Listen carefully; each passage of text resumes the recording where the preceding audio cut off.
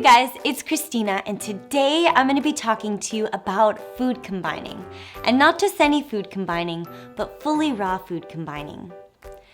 Many people ask me all the time how they can improve their digestion, how they can eliminate things like heartburn, gas, acid reflux, acne.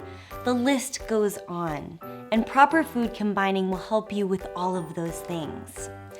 When people first start eating fully raw foods, they definitely notice a little bit of bloating because they're not used to eating so many fruits and vegetables. And one of the ways to make this experience the most pleasant for you is by practicing proper food combining rules. And because that I want eating fully raw to be the best experience possible for you, I'm going to be teaching you about proper food combining. And there are many different charts out there about food combining, but today we're gonna focus on one that is specifically based around raw fruits and vegetables. So here is the basic rundown of fully raw food combining. Are you ready? Let's mix it up. So before I get into the complexities of food combining, I'm first gonna give you a basic, easy rundown based on water content. And for those of you who are visual learners or who need some type of a chart to look at, I have created my very own fully raw food combining chart just for you. And you can get that by clicking the link in the description of this video. An easy rule of thumb is to group things based upon water content. You always want to eat the juiciest things first and the not so juicy things after. And the reason for this is that juicy fruits like watermelons, cucumbers, grapes, all tend to digest from your system extremely quickly, approximately in 1 to 2 hours only. Greens such as kale or romaine or vegetables like broccoli, those can take up to 3 hours to properly digest from your system. So I always recommend to people to eat the juiciest things first and the less juicy things after, as to allow time for better digestion and better elimination. Now let's take a look at the more complex side of food combining, shall we? As you can see here, I have made a fully raw food circle to show you the easiest ways to food combine, based upon different things like melons, acid fruits, subacid fruits, sweet fruits, and even vegetables. And in my food circle, what I've done is I've grouped all of these things together in a way that if they're touching, they're okay to mix, and if they're not touching, they're not okay to mix. But everything mixes well with greens, so I've put those in the middle. I'm gonna explain to you a little bit more what I'm talking about, so let's get started. As we move through this fully raw food circle, let's start with the easiest of all, melons.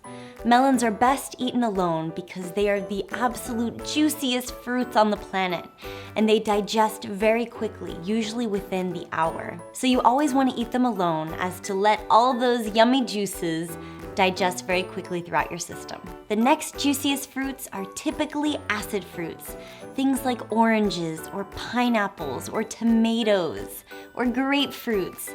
I love acid fruits, but sometimes they don't combine as well with other foods because they are acidic.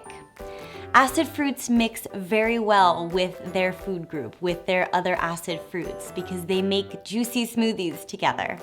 They also mix really well with subacid fruits, which would be things like apples or pears, things that are not as sweet but still a delicious fruit.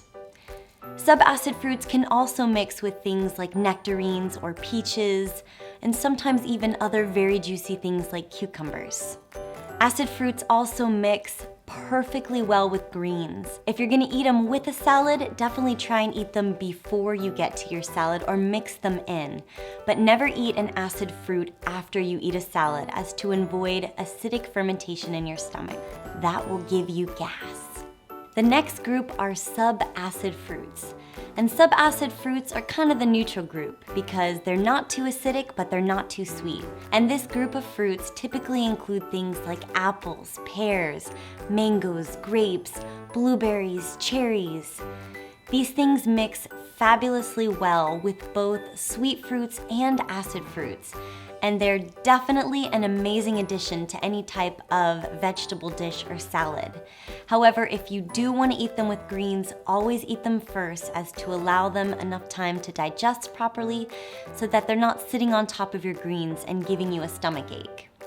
When you eat subacid fruits and acid fruits before your salads or before any type of vegetable dish, it allows for proper digestion and helps to eliminate any type of discomfort.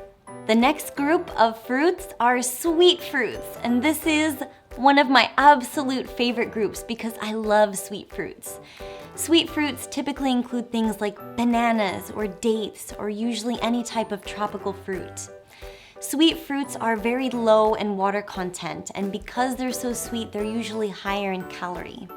This is great for athletes who want more energy or who need more fuel throughout the day. However, these fruits do not mix well with acid fruits because when they mix together, they're very different in water content, and it's kind of like oil and vinegar. They can give you indigestion, they can give you gas, they can give you acid reflux, or they can create acidic fermentation in your stomach. A bad example of food combining would be something like bananas with oranges because they're both very different in water content.